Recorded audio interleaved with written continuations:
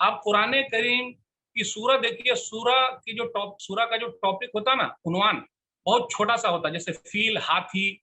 अपने लोगों का उन्वान और टॉपिक बहुत लंबा होता है। पूरे कुरान में आप देखिएगा, सब सूरा का जो नाम है बहुत छोटा छोटा है।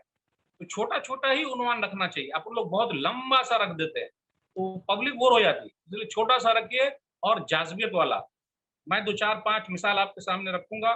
जैसे सबसे बड़ी हकीकत तौहीद, या फिर तौहीद छोड़ दीजिए, अब सिर्फ इतना लिखिए, सबसे बड़ी हकीकत। और आपके बोलने का अंदाज भी उतार चढ़ाव, ज़ेरो बम्प जिसको बोलते हैं ना हम लोग, यानी उतार चढ़ाव आवाज़ होनी चाहिए, प्यारे अंदाज में, फिर धीरे से, फिर तेज़। तो इससे क्या होता है, पब्लिक को अपनी तरफ हम और आप खींच सकते हैं। सबसे बड़ा गुनाह, बस आगे कुछ नहीं लिखने का। इस्लाम सबके लिए, कुरान सबके लिए, नबी सल्लल्लाहु अलैहि वसल्लम सबके लिए, खातून इस्लाम, बीवी हो तो ऐसी, हमारे बच्चे, हमारा मुस्तकबिल। देखिए ना, कुछ ऐसा है, जन्नत बुला रही है, जहन्नम घात में है, छोटे काम बड़े इनाम।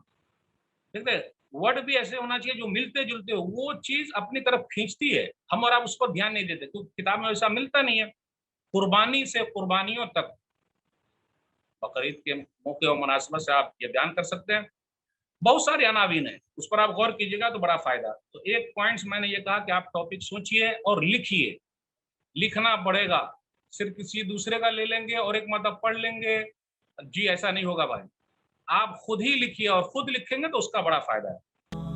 और मज़ीद वीडियोस को देखने के लिए आप हमारे YouTube चैनल को सब्सक्राइब करें।